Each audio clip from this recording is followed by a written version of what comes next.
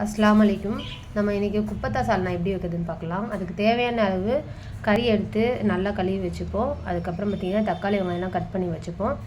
கறியை பார்த்திங்கன்னா கிரைண்ட் பண்ணி எடுத்துக்கணும் நல்ல நைஸாக. அதுக்கு ஒரு மிக்ஸி ஜார் எடுத்துகிட்டு அந்த கறியை போட்டு நம்ம கிரைண்ட் பண்ணி எடுத்துக்கலாம்.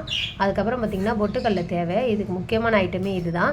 இதையும் நல்லா நம்ம வந்து மிக்ஸி ஜாரில் போட்டு கிரைண்ட் பண்ணி எடுத்துக்கலாம். அதுக்கப்புறம் பார்த்திங்கன்னா வெங்காயம், பச்சை மிளகா, கருவேப்பிலெல்லாம் பொடியாக நறுக்கி எடுத்துப்போம்.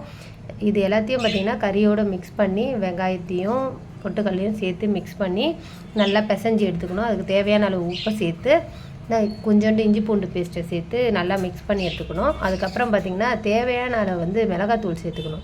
அதையும் சேர்த்து நல்லா மிக்ஸ் பண்ணிப்போம். நல்லா மிக்ஸ் பண்ண பிறகு நல்லா ஒரு உருண்டையாக பிடிச்சி தனியாக பிளேட்டில் சேர்த்துப்போம்.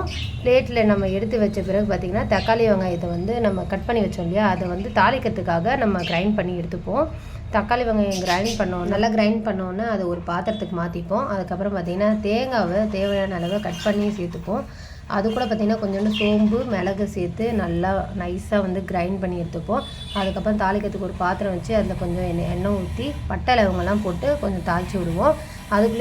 அதுக்குள்ளே வெளியே என்னடா வெளிச்சமாக இருக்குன்னு பார்த்தா பௌர்ணமி இன்னைக்கு நிலா ரொம்ப க்யூட்டாக இருந்ததுனால அதை ஒரு வீடியோ எடுத்துகிட்டு அதுக்கப்புறம் நம்ம வீட்டில் இருக்க செல்ல பிராணிகள் கோல்டன் ஃபிஷ்ஷு, லவ் பேர்ட்ஸு இதெல்லாம் கொஞ்சம் சுற்றி பார்த்துட்டே இருந்தோம்.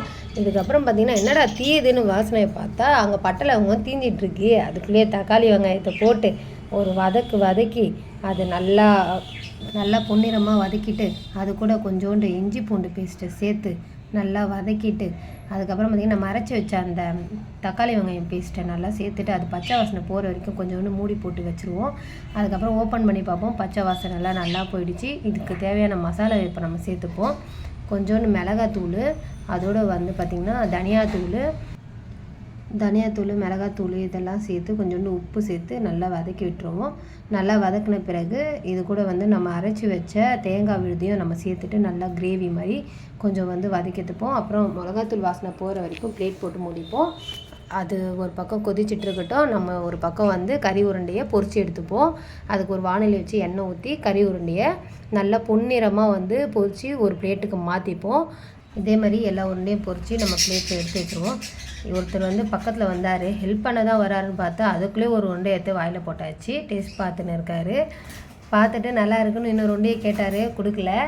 அதுக்குள்ளேயே சால்னா கொதிச்சிருச்சு. அதுக்குள்ளே பொரிச்சு வச்ச உருண்டையெல்லாம் வந்து நம்ம அதில் சேர்த்துருவோம். அதில் சேர்த்துட்ட பிறகு பார்த்திங்கன்னா அதில் கொஞ்சோண்டு கொத்தமல்லி தலையை மல்லி இலையை போட்டு ஒரு கொதி வந்தோடனே இறக்கிட்டால் குப்பத்தா சால்னா ரெடி. நீங்களும் ட்ரை பண்ணிவிட்டு எப்படி இருக்குன்னு கமெண்ட்டில் சொல்லுங்கள்.